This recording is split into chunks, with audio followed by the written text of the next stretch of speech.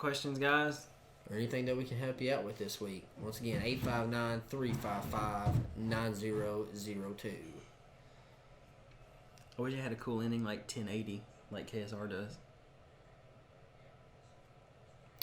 You got echo, bro? No echo, bro. So, good.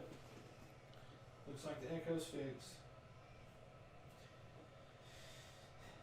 Well, you guys have a lot of questions this week, apparently.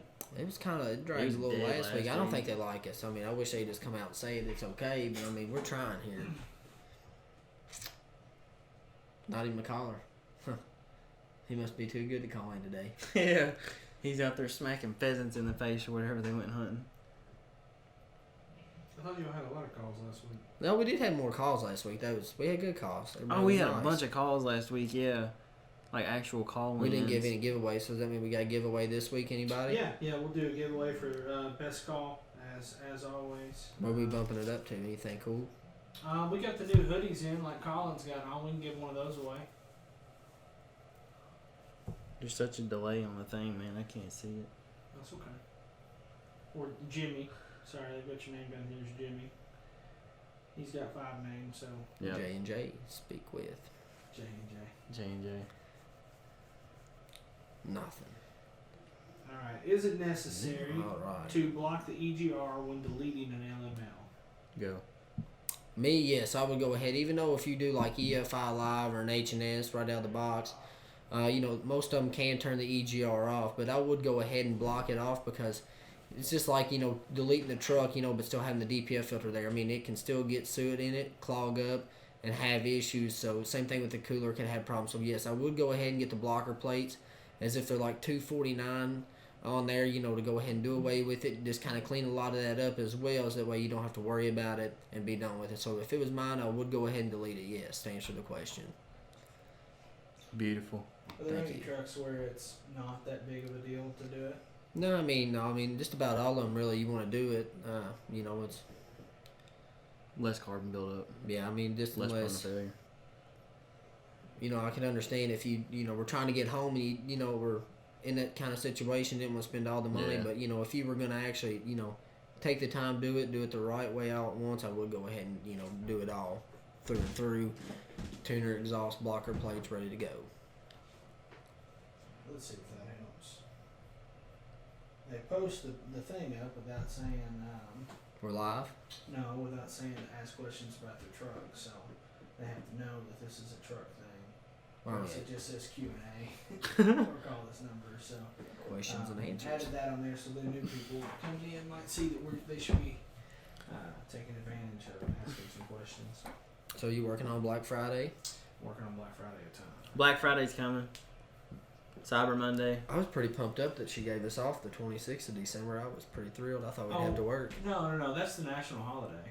Like you would get one off every year. Like most people should have off the 26th. Some people may do it.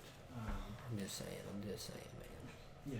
Yeah, I was pretty pumped about It was a too. Monday, so I just kind of figured we'd be back to work. But it's cool. What's I'm funny happy. is she sent that email out and then we got off the 26th back in like January.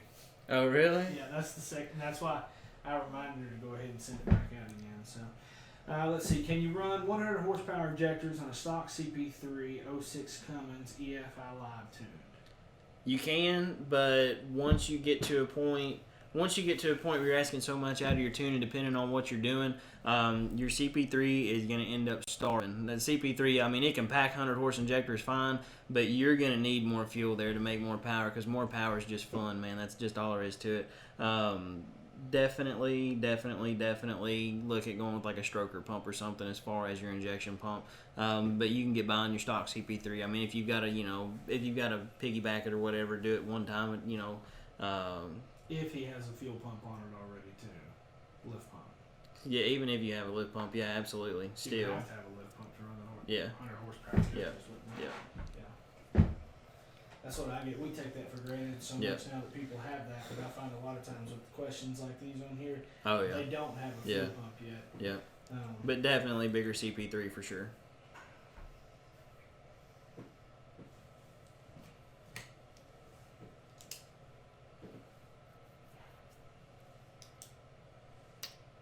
When he's with us, we get no calls. I don't know what it is about you. I'll have to make up some questions here in a second for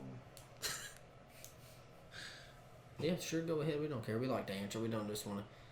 I'm just waiting to have like 100 viewers. I think the best we've got was 58, so I'm trying to top it off. The viewers are down from what it used to be, but that's just because everybody's doing Facebook Live now. When we first did this the first time, we had like 2,000 viewers immediately. Yeah, but I mean, that was because nobody else was doing it yet. Oh my gosh, so you're telling me we're not that beautiful to look at? Everybody much rather talk about the presidential debate on their Facebook and not watch I us? think everybody's in like, has like a hangover from the election. Oh, dude, yeah. There's definitely no doubt. 08 Ford F550. This is going to be a fun one for you guys. 6.4, 15-minute idle shutdown timer as a factory option. Any way to turn it off other than taking it to the dealer? That'd be the only way I know of. Cause If there's no way that says how to take it off in the manual, I would have no idea how to do it anyways. Because nobody has a tuner that would. No, most of them aren't going to go. Anyway, would it? So Well, H&S H&S, man. Spartan maybe too, but But I don't think that'd be an option to set back off and kill a timer It in wouldn't there. be a custom option. No. They wouldn't be able to do it with H&S. I don't know if Spartan could go in and do that anyway. I would say dealer, man. Bad as I hate to say that, but dealer. Are we going to have a Veterans Day sale tomorrow? No, Nick, we aren't. We tried to, but gearing up for all the Black Friday holiday sales, coupling something on that one was going to be a little rough to tie that in. But hey, that doesn't mean you still don't call in and ask for JT or Jimmy, because we will do the best we can to hook you up with a good deal, even though you're a veteran. We appreciate everything you've done for us. Which we do. We appreciate it. So even though for we're sure. not having a sale, still give us a call, because we'd be more than glad to try to help you any way we can. For sure. Yeah, we'll work with you on it for sure, bud. Let's see. What would cause exhaust brake not to work on a 6.7 Cummins? That's vague. Well, hold So on. let's just talk about like 3 or 4 general things that might cause the exhaust brake to Well, let's start off by one now. Were we talking about like running a pack brake or BD exhaust brake, or are we still running a factory exhaust brake off the truck, which I think he'd be talking I'm going about? to assume the factory one based on the way he asked the question. Is he having any turbo problems to start off? Let's ask him if he's got any turbo problems too. Because that, you know, the exhaust brakes is working with the turbo, so that's where we see a lot of times that they, you know, having issues, or it's going to be something right there in the VGTs as well that's going to cause that problem. So we'll wait for your follow-up. Especially if it's still emissions intact or if you're deleted. Alright, O2 Cummins with a fast 150 and 100 horsepower injectors and an edge comp. When I get over 2300 RPMs, it feels like it also has a hard power on. It does say hard on power. It's got a hard on. It's got a hard power on, and EGTs go crazy. You think my turbo is limiting things here? I would assume so. Did he say drag comp or just regular comp? Was it drag? Just says He said just comp. Just I'm comp. thinking regular. I don't know, man. I mean, without having the truck here again, that's hard to say on. But I mean, if you're fueling so much where you're covering the interstate behind you, your fuel to air ratio is definitely off, and EGTs could be skyrocketing because of that. Especially if you're still running. Did you say factory turbo? Yeah, factory turbo. If you're still running factory turbo, I mean, you're definitely limiting yourself as far as what you can do. There's more power there to be gained. So I mean, more than likely your fuel to air is off. You're putting more fuel to it than what you're pulling in air. So I'd say that's probably why your EGTs are high. We just got some new turbos there on the site, whole set that you can kind of do play around with. We got the Super 40 and then the 52 Pro on there as well. And they've got a few different housings that you can play with and move around to. I think they got 18, 16, and I think a 20, if I'm not mistaken. But that would be a pretty good setup with the 150 horse comp, fast. Looking at one of them turbos, and they're not, they're right there on price, so they're a pretty good price too on point. How often should I change the filter and water separator on a Fast 95? I would drain the water separator every other time you change the fuel filter. Fuel filter, what, 20,000? I do mine every 10,000 anymore just because not knowing about fuel. It doesn't hurt to undercut it. Yeah. It's like, what, $40-$50 for filters? Yeah. That's a lot cheaper than Buying a set of injectors or injection pump. Yeah. I'd say 15,000 miles on your fuel filter. Drain the water separator every other time and then change it out. Well, drain the water separator every time you change a fuel filter, and then every other time change your water separator out. And some good fuel treatment. Look at some Standardine. Which we have on the website. Okay, back to the exhaust brake question. His response was no. Turbo is 5 months old from Thoroughbred and truck is deleted. The truck is deleted. But he's had an exhaust brake problem. Yeah. Okay. What was the reason for switching the turbo out in the first place? If you don't mind me asking, I mean, was it just complete failure? Were you having electronic issues with that one as far as the brake working too? Or what was going on there? And was that new or remand? Yeah, Raymond, you can always give us a call, bub. This one's going to be a little bit of a trouble tree work through. Yeah. So, and I don't know if you're going to be able to give us a call, but if you can, we can talk through it quicker that way. Yeah, we can talk through it quicker and probably get it figured out a whole lot quicker. Please and thank you. So let's do this one next. 13 LML EFI live tune. Here's the question. Idles up to about 850 RPMs. Like it's trying to regen and has a strong presence of exhaust. Any ideas? Like it's trying to regen. Hold on, I'm assuming by EFI live tuned he means it's probably deleted. No, well, mine still does it. Does it? Yeah, so like, I've got EFI live on mine, so you can feel it kick into regen. So the other day I got to the house and got out and went to the barn, and it was stuck right there about 850, about 900. It was just, it sat there for a while. And then finally, it backed itself back down once it went through the regen mode on the truck. So that is normal. It kind of feels like, more of like a high idle, real cold days when you hear it kick into regen there. If the truck's in park or something, you can kind of feel it too if in drive. It'll kind of give you just a little bit of a tug forward and still do it as well. And then, kind of lighten up when you start to drive off. Yeah, sure. Call now, Raymond. 859-355-9002. It's right there on the bottom of the screen. 9002. And you can talk to Colin and JT here. We'll go ahead and answer generic while we wait for him to call because video's on delay. Best diesel engine, so we'll just go with your favorites real quick. Oh, man, 12 valve. 94 to 98 for sure. Jimmy? Definitely Common Rail. 06 for sure. Just the 06. 06, Not 06, 06, 06, 07. no. 06, 07, 59 all day long. That's it. That's it. What's wrong? What's wrong with a good P7100, Bubby? What's your issue? You just mad 'cause like we an make more 05? power. Why an 06 or 07? 06, 07, man, that's where it's at, dog. That's just straight up where it's at. This is right here out of Arkansas. Thoroughbreds is calling. Yeah, call the turbo problems. Yeah, man, go ahead and fill us in a little bit on what we got going on here. Bought the truck, the exhaust brake didn't work, so ordered a reman turbo for you guys once, and it made it 2,000 miles. Bearing went out, turbo blew up. Sent it back and made it right. Sent me another one, and then the exhaust brakes worked for a month or two, and then just quit. And then it come back maybe 3 weeks ago, worked for a couple of days, and then quit working again. Okay. Do you have any codes in the truck right now? Have you scanned the truck for codes that might be associated with that turbo problem? It doesn't say anything. Not throwing any codes at all?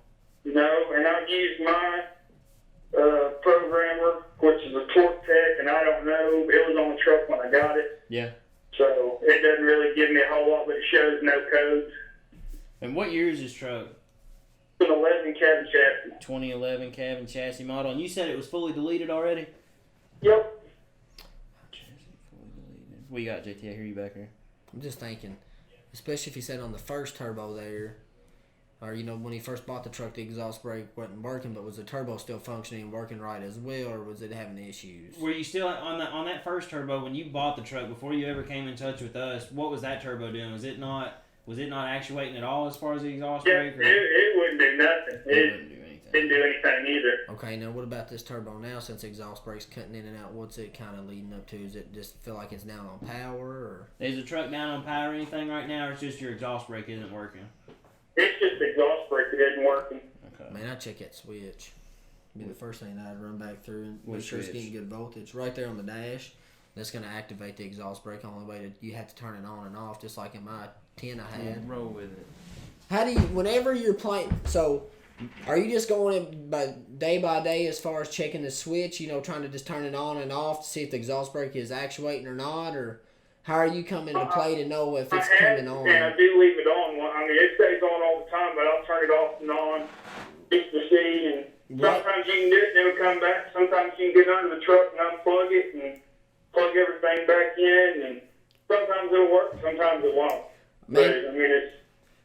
I'll tell you the worst thing about it, and I kind of found this out hand in hand with my own truck. Running the exhaust brake on anything from 07.5 to newer, it's if you run it daily, it's not really good for the trucks, and that's where you find a lot of issues where the turbos are failure, or having the bad issues, with building up so much back pressure and popping head gaskets too.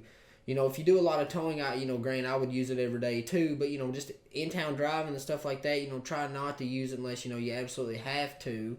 But what if it was my truck? What I would honestly do as well, not to try to send you out of your way or anything, but check the the source, where your switch on the inside of the little push button there, running back out to the turbo, making sure that it's got all good stuff leading there as far as good voltage and all that, to make sure that it is getting a good reading to kick it on and off as well. But you're saying if you actually go out there and physically unplug the turbo and plug it back in, then it starts working just fine? Sometimes. Okay, but it's a 50-50 chance then. Yeah. Okay, I'm with you. Man, that's something that we'd have to really get up on with one of our guys to do the warranty on there as well, and see if this has been an ongoing problem that he's ran into or anything. We definitely love to touch back up to get you taken care of, or try to maybe get out here to a few other resources and see if they ran any issue or what they might find that to fix this issue, so we can get that truck taken care of for you. Okay. You guys know my So yeah, if you mind if we just snag your number down there, Raymond, so we can give you a shout back. Don't read the note. Don't tell Okay. the number. I got it, man. I got your number here. We'll look into it a little bit further. We'll get somebody tougher on the phone with you. But as far as like what we know going on with the truck, I mean, it definitely sounds like there's something there. We'll just have to sit down. We'll have to sit down and get our heads in on it. We'll give you a shout back. Okay, I appreciate it. No problem, brother. Thank you. See you. Cool deal. Nice guy. All right, next question. Are twins better for daily driving and towing than a single? Dude, answer this one. 4-valve Cummins, Yeah. Godzilla, fast, still needs skid head studs. What year was it? 01. 01? That's what he said. He said Quadzilla, so I'm just going. It doesn't say a year. This says 24 valve. So 24 valve. I'm Let's going go VP with truck. Yeah, 01, so it's all. As far as daily driving, it really just depends on what you want as far as running with twins or a big single. I myself would like a big single just because I like power, and when a big single comes in, I mean, it sucks you into the seat. The good thing about running twins, though, you're going to be quick spool up. I mean, it's going to be instantaneous there. Another thing, you're going to be running pretty cool EGTs. So, I mean, for all around, like, best 100% answer that I could give you, twins would probably be the best answer there. But I noticed Adam said you didn't have head studs yet, which definitely buy the head studs before you buy the set of turbos, or buy them at the same time. he also wants to know what other upgrades he would need, and the truck's a 2000. 2,000 other That upgrades. was pretty close. Do you have fuel system already? He does. Yeah. Fast. Other than that, man, I mean, you've got your programmer, you've got your fuel system, injectors. I assume you already have injectors, because running on stock injectors, you're not going to do real good spool in the twin setup. But I mean, fuel system, programmer, injectors, whatever twin turbo setup you decide to go with, cold air intake, exhaust. I mean, just the normal stuff, man. And like I said again, head studs. I can't stress that enough. But it sounds like you're definitely on the right road, anyways. I kind of come into this one. Did he say that? What's he daily driving or just towing? Daily driving. Okay, I was gonna say. some towing. All right, so yeah, if you're not every day to day towing, then I wouldn't. You can do valve springs and push rods too, just on the safe side. If you're gonna do studs, they're not gonna, they're not gonna hurt the wallet either. But that's something that we would suggest to look into as well. We sell a lot of the Hamilton stuff on that end. We've had good luck out of it. Yep. Good deal. So Good what deal. was the consensus? Twins is what we decided. Twins, on that? yeah. Okay, that's what I was thinking you were gonna say. All right, best chip for a tuner for 2001. Let's name 3 of them that you like. Drag comp. Is this for a dog show? 7.3. 730. TS, the Hydra chip. That'll probably just follow up with either SCT with custom tunes or Edge is pretty good as well. Yeah. That old Edge tune is pretty slick. It's pretty yeah, solid. it's still been good. Yeah. Do you remember the micro tuner from Super Chips back in the Like day? a long ass time That ago. thing was wicked. Yeah. It was sweet. Everybody say hi to Ryan Glennis. Hey, Ryan. Hello, Ryan.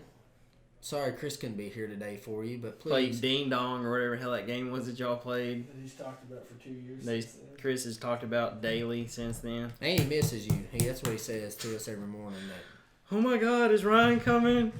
Alright, let's find the next question. Go.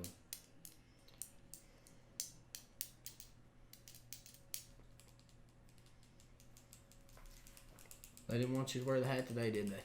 I don't want to wear that hat today. That hat was terrible. You're gonna need a cut, Bob. I'm letting the hair come back. Are you? Yeah.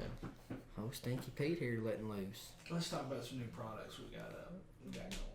Hey man, we got Waggler rods. I saw Easy Links working for another platform. Isn't it? What's the Duramax. Duramax, the LML. So So yeah. shift on the fly with that one? Yes. Did I see that too? You get a CSP5 switch just like all the other ones. So DSP5. I'm sorry, DSP5. So how's that work? You just have DSP5 that does the switching on the fly? Yeah, but you still gotta use your iPhone there. Still be cloud based to get all your tunes and everything to it. And then of course, then you got this other piece that plugs through your OBD2 port that runs all through it. But you still get a lot of your good tunes. So if guys now want to not have to worry about plugging, unplugging, and going that route with it, Easy Link is about the next best thing that you're gonna get for right now for shift on the fly for sure. I'm gonna read the question. We're gonna have to do some follow up on this one. 2010 Dodge with a death wobble has steering gear, box stabilizer, dual steering stabilizer, new adjustable sway bar links. Still does the death wobble. Zach, first thing I'm gonna ask you is what size lift did you put on that truck? Man, there was actually a recall that Dodge did not long ago about problems with a lot of the front components there, and I don't know if that's something he's looked into or if he's the second owner of the truck. Maybe he doesn't have any lift, but that's I know that. That's typically the first question I try to ask him. Well, that or what sometimes could be tires too. If it's a bad set of tires, if it's on that end, it just all depends. If you got a band broken a tire or something, Yeah, that definitely hurts you there. But back to your product, we got Waggler rods now. Really good.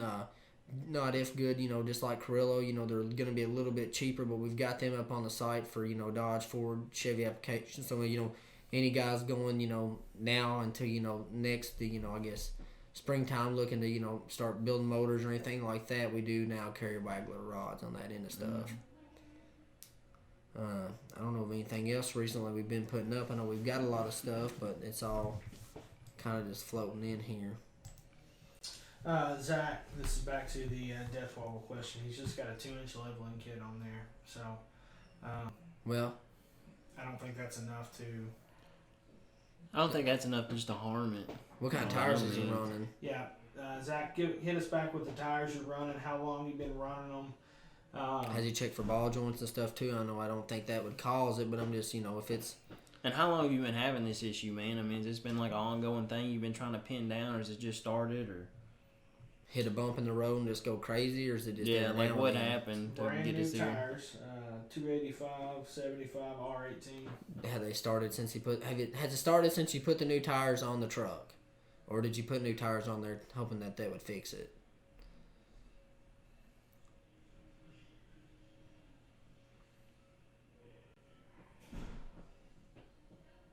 We're going to answer another one in between there. Brad wants to know, 2005 Dodge 5.9, what upgraded transmission should I put in? I would like to convert to a manual. I do a lot of towing. So you're automatic right now and you want to go to a straight up manual? Yep. And it's 05? 0559. Probably the easiest thing, dude, be go with the MV56. Yeah, that's gonna be your better. That's gonna be your better of the two, especially for that setup. So just let me help out here. Somebody jumped in and said, "Hey, go for a G56." I think. Why would you want to do the 56 over, or why would you want to do the 56 over a G56? Sorry, am I saying that right? Mm-hmm. Yeah, you're right. Well, either way, or 4500. You could do either or. They had a split year where you had early 05 Dodge went with the MV 5600, G56 started in 05 and a half. So both of them are good. Just if you do a lot of towing, the G56 uses a Mercedes that has a little bit different housing on there versus the MV 5600 doesn't. So, as far as that goes, As far as longevity wise, the MV5600 I feel has been pretty good one. it's definitely going to be the transmission to withstand the more power and everything. Not saying there's anything bad about a G56. I mean, they're just you've got one running aluminum housing versus one running a straight up cast housing. I definitely wouldn't put an MV4500 in that truck. Just because that truck's RPM range, you're definitely gonna pack it. You're not gonna. I mean, you're gonna pack it. You're just gonna definitely run out. You're gonna run out of gear. I want to follow up on that. Which one would be easier to install? Would it be any harder to do the 56 over a G56? You're all The job, Same, the job's gonna be the same, no matter what you do there. Because, you're talking different transfer case, transmission, drive shafts. Drive shaft's what's gonna come in to get you on pretty much all of it, because you're gonna have to get a completely new drive shaft and have it measured, from Then what you're you talking have about now. your front drive shaft too. Yeah. You have to do both. And then you're talking all your linkage changes over. So it's not going to matter which one you go with. No. You're almost better to find a wrecked truck and steal everything out of it. Yeah. So junkyard, you're going to spend just as much as it's going to cost to get a good Suncoast built transmission you could tow with. With like a Copilot or something locked up, or ATS transmission on there as well. So either one of them two, it's time you get a clutch, everything involved, changing it over. You're looking, I would say, about $5,000-$6,000 easy. Yeah. Back to the death wobble question. He said that it did the death wobble with the factory tires on there. Bought it with 30,000 on it. And it's done it since, or Yeah. So I guess Zach, we kind of need to know what brand are the steering stabilizer and what about track bar? Did he say he changed the track bar he out? said steering gearbox stabilizer and dual steering stabilizer. Okay, yeah, that's New just like your shock adjustable absorbers. Sway bar links still does the death wobble. Track bar. Track bar.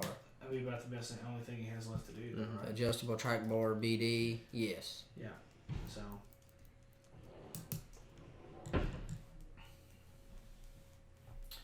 All right, 9773 just hit 200,000 miles. Is there anything you suggest I replace or do maintenance to so that I can prevent any bad problems? Truck is chipped and runs great. If it ain't broke, don't fix it. Pretty much. Yeah. If it ain't broke, don't fix it. Just keep up the maintenance on it. Oil changes in those trucks religiously. That's what keeps those trucks going.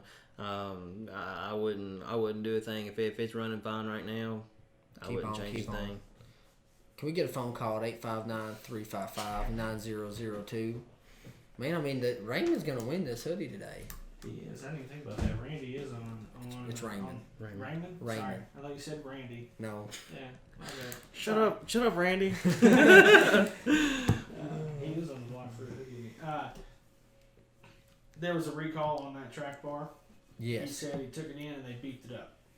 Well, I don't know what they beefed it up with, but I would still say that would be where I would try to fix it. Yeah, would be to definitely. Replace that track bar with. to me, if it's still having the same issue as it did when it come out there, I'd take it right back and say, boys, it ain't fixed yet. That's the way I look at it, not trying to be a smart one. But, I'd like to... Yeah, if it's out of warranty for whatever reason, then I would say the BD is your only route to go at this point. I agree. Alright, on 2002 5.9, power steering in cold weather condition makes a weird moaning like noise. Yes. Power steering works fine, sometimes feels like it doesn't work. We'll go ahead and get that and we'll jump back to this. Thoroughbred is calling. Yes, sir. I was calling to ask a question about my truck. All right, go ahead, buddy. What's his name?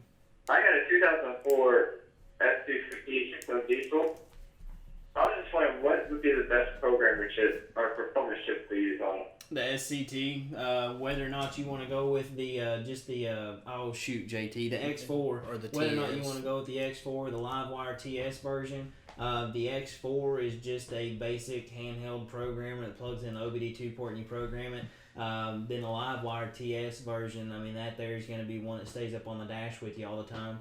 But either one of the two, both same programming in them. It just comes down to whether you want a plug and play model or you want one that goes up on the dash. But the SCT definitely the best tuning out there for the 6-liter. SCT is coming out with the GTX, I want to say first of the year. It's the BDX version that Bully Dog has, but it'll be all the cloud-based software. Okay, cool. So that'll be an option too. If you're not in a huge hurry, you can maybe wait for that. But yeah, SCT definitely the best way to go for sure, brother. All right, thanks, bud. Thanks, What was bro. your What's name? your name, boss? He gone. Nah, he's still there. You still there, man? No. He's gone. He's gone. I knew it. Almost Anyways, the morning moan. I've had that a bunch, man. No joke. With like every single VP truck that I've had. Finish the question because you got like halfway through the question, but On my 2002 5.9, power steering in cold weather condition makes a weird moaning like noise. I love the smile that you did every time that I said that. Steering works fine sometimes. Feels like it doesn't. It feels like it doesn't work. I checked the fluid and it's fine. Fluid's full, he said. So I don't know why that is, but I'm not kidding. Like all 5 VP trucks that I've ever had did that, and I never could pinpoint down to why. Whether it's the viscosity of the fluid in the morning when it's that cold, being so thick. I don't know if it makes that thing overwork and it just can't handle it or what. But is that a belt driver? That's belt driver on that one. Isn't it? I'm not I don't know. It just happens though. You're not the only one out there. Mine does it too. Mine did it too. Take the vacuum pump off and look at it too. It's like $30 to rebuild. It's never a bad time either. Yeah. And that could be an issue there because they call that little piece in there the bulldog that can mess up or eat the housing. I know it did on my 99 there. I had to replace. All right, 0459, 258K miles on it. Runs good, rebuilt trends, billet torque converter. Or it says billet TQ, so I'm assuming that's torque converter. Yep. What is the best programmer for a 5.9? No problems with it now, but don't want to encounter any problems if I install a programmer. Smarty. Probably On that Smarty. truck. Look at go with Smarty, either the SO6 pod or the Smarty Touch if you're wanting gauges and everything else too. But both of them are going to have the same software, but Smarty has been really one of our better ones there for that year, all the way about 03 to 05. We even still use a Smarty Junior on, even the newer trucks that guys can run EFI Live on, but Smarty the best thing out there for that platform for sure. What if you're wanting something that is plug it in, be done with it, don't mess with it anymore? Smarty's great if you want to play with it some. Well, it's still the same way. Still You the can same still thing. go with a Smarty Junior, for instance, you can get 40, 70, 100. You can still do a few.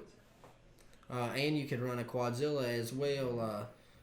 I know there's a little bit different ones, but I think for the newer trucks, Quadzilla does XZT. If you want just to plug and play underneath the hood there, it's going to have a toggle switch. I believe that one's about a 30 or 25, 45, and 65 horsepower on that unit itself. You'd have the XZ too, that should be real simple. No, see, I apologize. Yeah, we're The just XZT is only going up to 02 Dodge. Is it really? Yes, so I apologize. So that doesn't hit it. I know back in the day they did do the 03 version up. So yes, Smarty, I still stick with my main answer. Be about the only one. I apologize on the whole Quadzilla thing.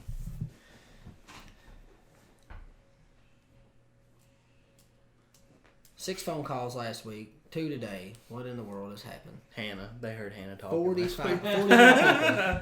All right, we're about time, so we're gonna. No, come on, we're man. gonna Let's ask just one keep more. going. All right, We're having a good few, time. I've got quite a few questions right here, so we'll roll through some if you want to. Thank you.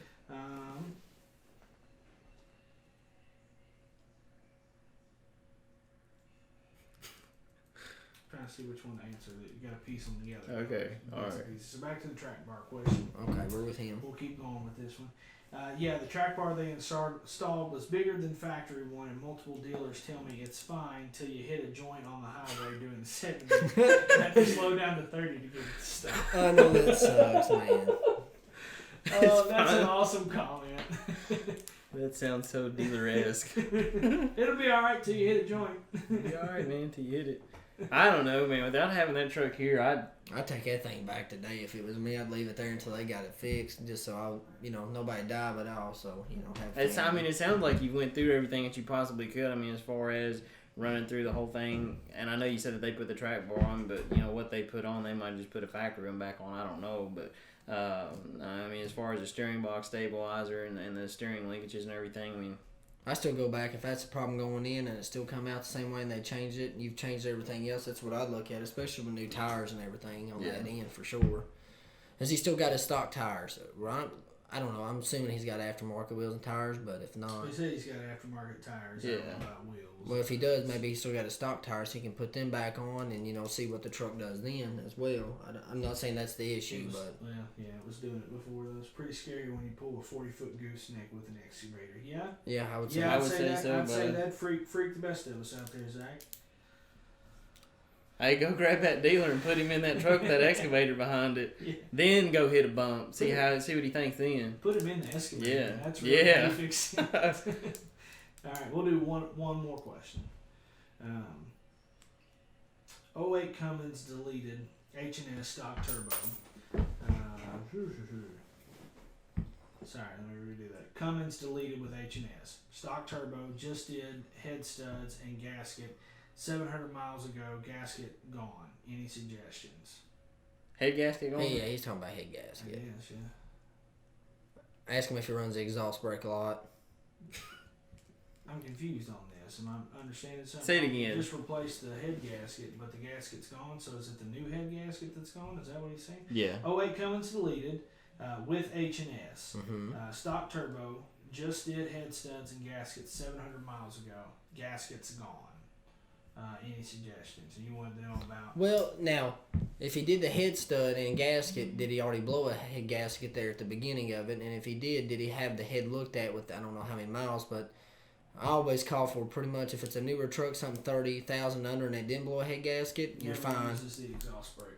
Okay, but my man, did he have the head checked or anything, whenever he did the new gaskets, if it had any pits or anything like that, and it could, cause where the gasket did not seat back properly, and that could have popped it again.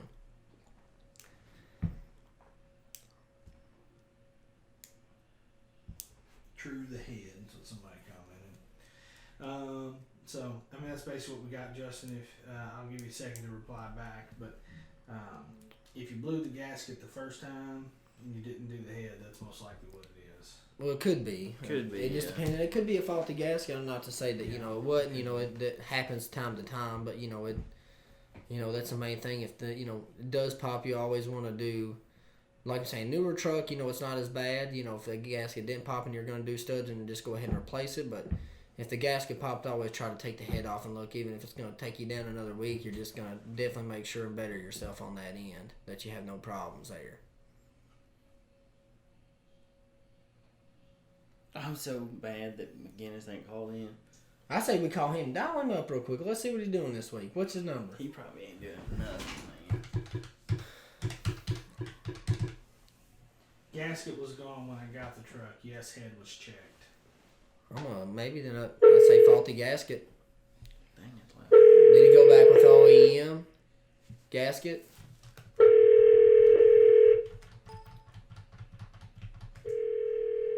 He's totally shooting birds in the face.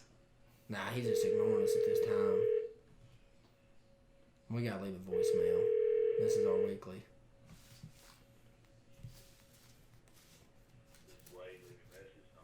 Leave him a voicemail. We'll sign off to it. The chickens are out. They're running everywhere, Wade. We need help. Man down. That's all I got for you, man.